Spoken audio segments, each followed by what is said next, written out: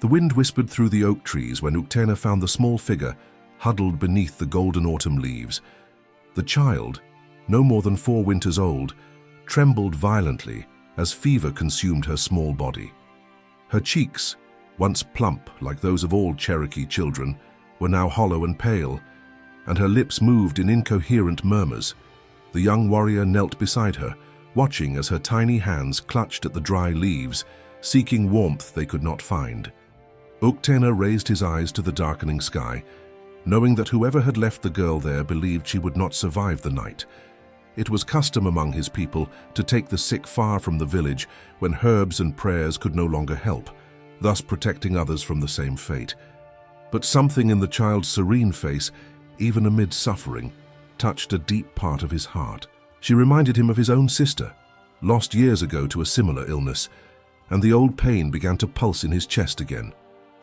With gentle but firm hands, Uktena wrapped the girl in his bearskin blanket, feeling how her small body burned through the soft leather. She opened her eyes for a brief moment, large and dark like pools of water under the moon, and something passed between them, a silent connection that spoke of destiny and purpose. The warrior knew he could not simply take her back to the village. The elders would never allow a sick child to cross the sacred perimeter. Mount Atakula rose majestically in the distance, its peaks covered with golden mist from the setting sun. It was there that the spirits of the ancestors resided, where sacred waters sprang from ancient stones, and where, according to legends, the sick found healing or eternal peace. Uktena had never made such a journey alone, but looking at the child in his arms, he knew there was no other choice. The sacred mountain would be their destination. When the first star appeared in the violet sky, Uktena began his walk through the dense forest, carrying the girl against his chest. Each step was calculated, each movement careful not to disturb her restless sleep. Behind them, the lights of the Cherokee village flickered like distant fireflies, and ahead, only the mysterious darkness of the forest and the uncertain promise of the sacred mountain awaited them. Dawn brought a fine rain that turned the trails into slippery mud, but Uktena continued his journey without hesitation. The girl alternated between periods of feverish sleep and moments of clouded consciousness, when her eyes would open and search for the warrior's face as if he were her only anchor in this world. During these silent hours, Uktena began to whisper ancient stories in Cherokee, telling about the heroes of his people and adventures in the sacred mountains, hoping his voice would bring some comfort to the small soul he carried. The muscles in his back and arms began to ache as the sun rose, but each time he thought of resting, the child's irregular breathing reminded him of the urgency of his mission. He had hunted in these forests since boyhood, knew every stream and every stone, but had never traveled this path with such responsibility weighing on his shoulders.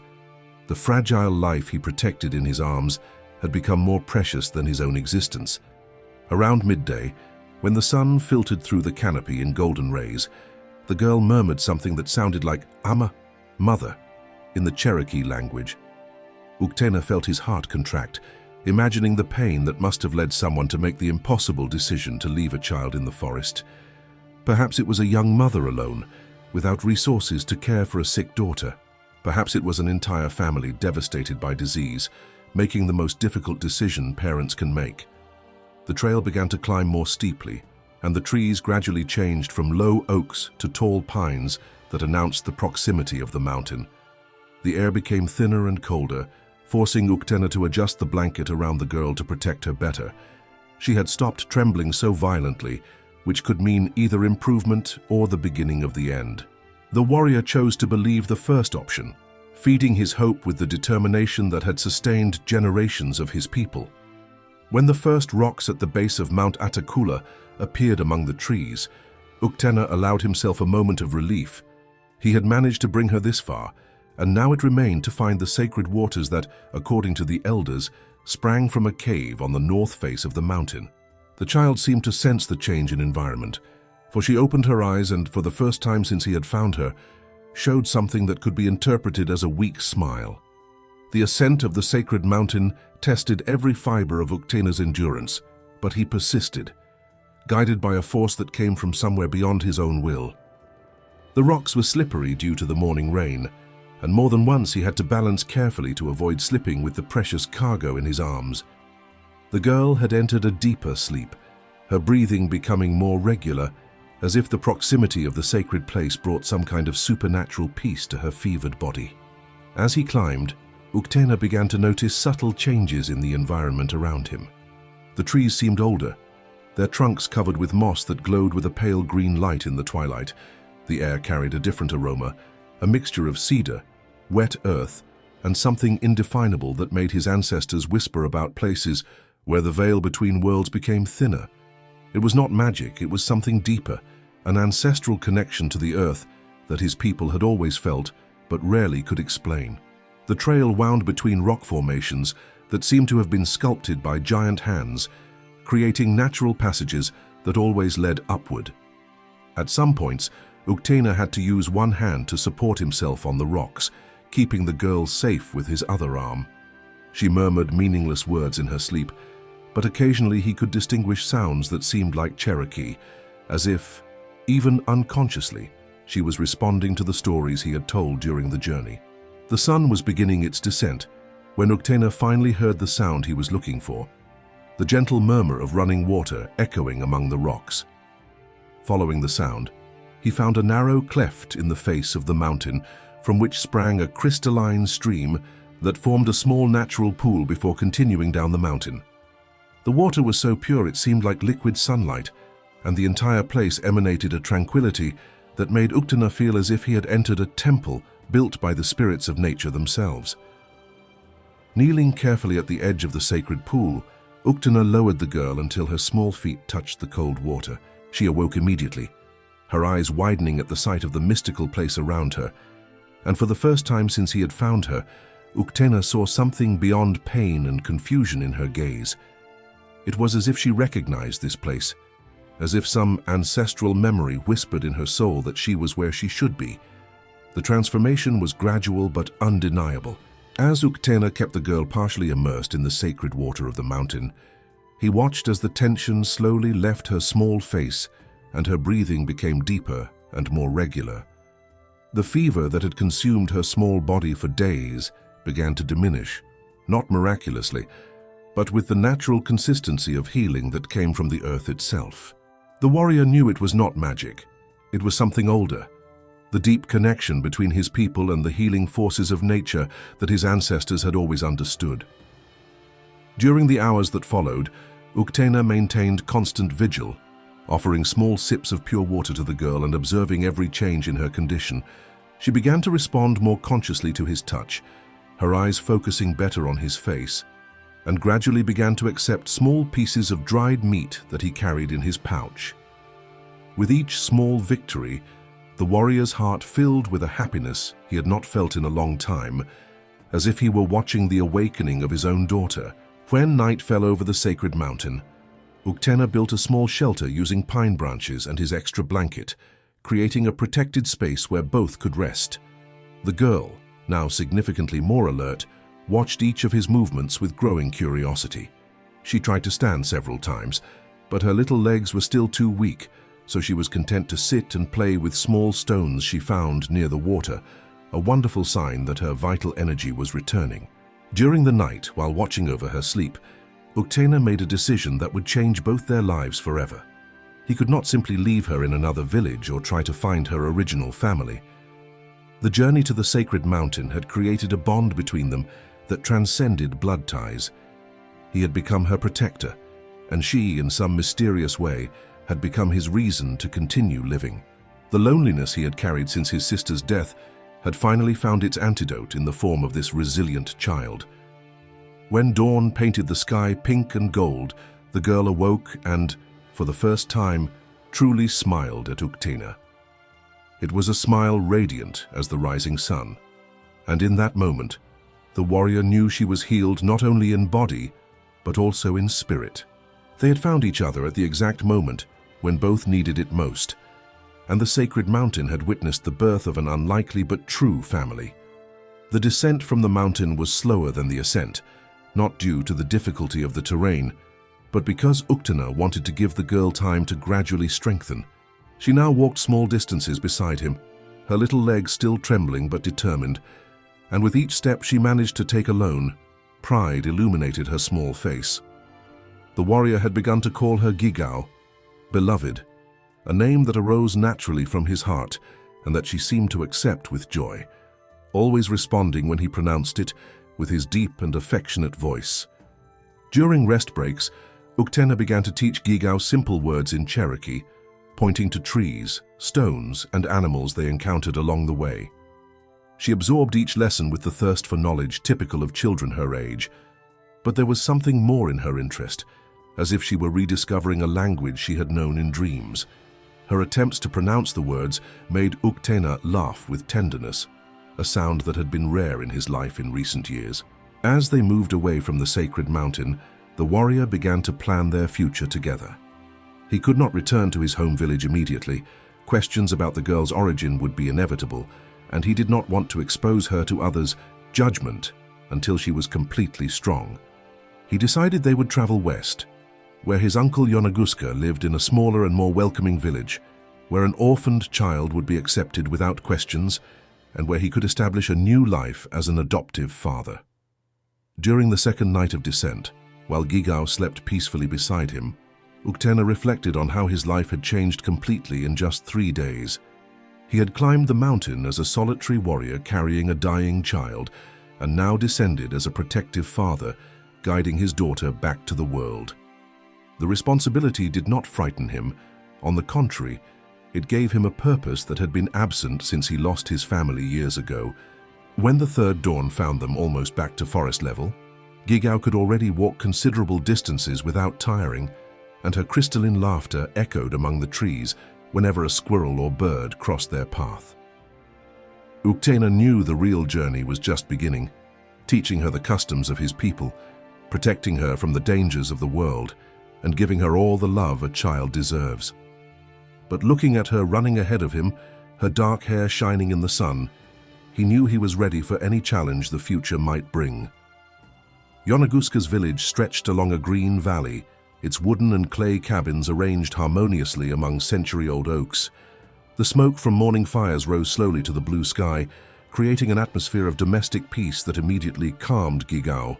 She hid behind Uktena's legs when the first residents approached to greet them, but her natural curiosity soon overcame her shyness, and she began to peek through her fingers to observe the other children playing near the stream.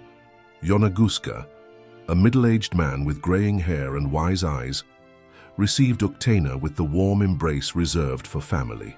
When the warrior explained the circumstances that had brought him there, omitting only the most painful details about the state in which he had found Gigao, his uncle nodded with understanding. He asked no questions about the girl's origin or questioned Uktena's decision to adopt her. He simply looked at the way she clung to the warrior's blanket and smiled, recognizing true love when he saw it. The village women, led by Amma, Yonaguska's wife, quickly took Gigao under their collective protection. They bathed her, combed her black and lustrous hair, and gave her new clothes made of soft leather, decorated with colorful beads. The transformation was remarkable. The child who had been found nearly dead in the forest now looked like a little Cherokee princess, her eyes shining with health and happiness as she explored her new home with growing confidence. During the first days in the village, Uktena observed Gigao adapt with an ease that surprised him. She played with the other children as if she had always been part of the group, quickly learned local customs, and showed a natural aptitude for traditional Cherokee feminine skills. The older women commented among themselves about her exceptional intelligence and gentle nature, and soon she became the favorite of the entire community. But it was the private moments between father and daughter that most touched Uktena's heart. Every night, before sleep, Gigao would nestle against him while he told stories of Cherokee heroes and sang ancient songs that his own mother had sung to him. In these moments, when she looked at him with complete trust and love, Uktena felt as if the sacred mountain had given him not only a daughter, but a second chance to be truly happy. The girl had filled a void in his soul that he didn't even know existed. The months passed like leaves carried by the autumn wind, each bringing new discoveries and joys to the lives of Uktena and Gigao. The girl grew not only in stature, but in wisdom and grace, absorbing the teachings of Cherokee women about weaving, harvesting, and food preparation, while Uktena taught her about nature, hunting, and the sacred traditions of his people. She developed a special connection with forest animals, frequently returning from walks with birds perched on her shoulders or small rabbits following her as if she were one of their own mothers. The most striking change, however, happened in Uktena himself. The solitary warrior who had found an abandoned child in the forest had transformed into a devoted father and respected member of the community. His laughter echoed through the village when he played with Gigao, and other men frequently sought his advice about fatherhood and family. The responsibility of raising a daughter had awakened in him qualities of leadership and compassion that had been dormant, and Yonaguska began to include him in the village's important decisions.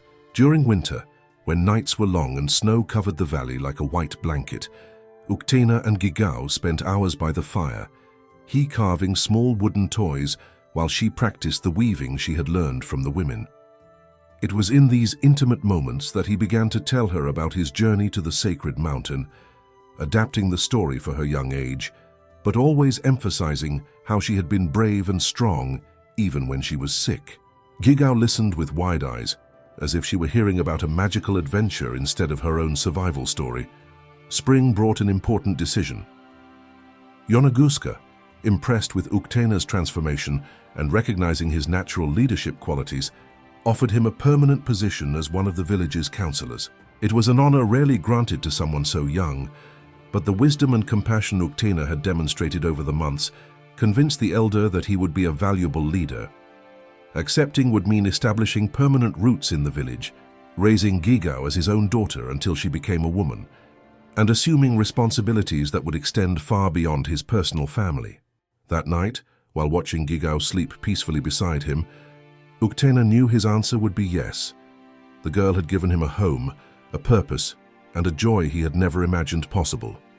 In return, he would dedicate his life to protecting her, educating her, and ensuring she grew up knowing she was loved unconditionally. The sacred mountain had witnessed the beginning of their journey together, but the future they would build in the village would be the true testament to the love that had been born between a solitary warrior and an abandoned child. 5 summers had passed since Uktena had carried a dying child to the sacred mountain, and now Gigao had become a 9-year-old girl, radiant with health and full of life. She was known throughout the region for her kindness with animals, her exceptional skill in weaving, and the uncommon wisdom she demonstrated whenever adults discussed important village matters. Uktena, now respected as one of Yonaguska's principal counselors, watched with infinite pride as his adopted daughter developed into an exemplary Cherokee young woman. The true proof of how much their lives had changed came on an autumn morning, when Gigao asked if they could visit the sacred mountain again. She had grown up hearing the story of how Uktena had taken her there when she was small and sick, and felt a deep need to return to the place where her new life had truly begun. Uktena agreed immediately, recognizing that it was important for her to make this return journey as a healthy and loved child, accompanied by the man who had become her entire world. The walk to the mountain was completely different from the desperate journey of years past. This time, they stopped to admire wildflowers, chased butterflies, and laughed when Gigao tried to imitate the calls of birds they encountered along the way. She walked with strength and confidence, her long legs covering the ground with ease, and Uktena marveled at the difference between this vibrant child and the small, fevered figure he had carried in his arms years before. The mountain that had witnessed despair would now witness celebration and gratitude. When they finally reached the sacred pool, Gigao stood in silence for a long moment, absorbing the serene beauty of the place. Then, with the solemnity of someone much older, she knelt at the water's edge and whispered a prayer of thanksgiving in Cherokee. Uktena watched emotionally as she offered a small corn doll she had made especially for this occasion, placing it carefully on a rocky ledge as an offering to the spirits who had allowed her healing. It was a simple gesture, but loaded with deep meaning, demonstrating her intuitive understanding of the sacred. As they descended the mountain at day's end, Gigao took Uktena's hand and told him, with the crystalline clarity of a child who knows truth in her heart, that he was the best father any girl could wish for. In that moment, as they walked side by side in the golden light of evening, Uktena understood that the true magic was not in the sacred mountain or the healing waters. It was in the unconditional love that had grown between them, a love that had transformed two lost souls into an indestructible family. The child he had saved in the forest had, in fact, saved him too, and together they had created a legacy of love that would echo through the future generations of the Cherokee people. If you like this story, leave a like and subscribe to our channel so you don't miss the next stories.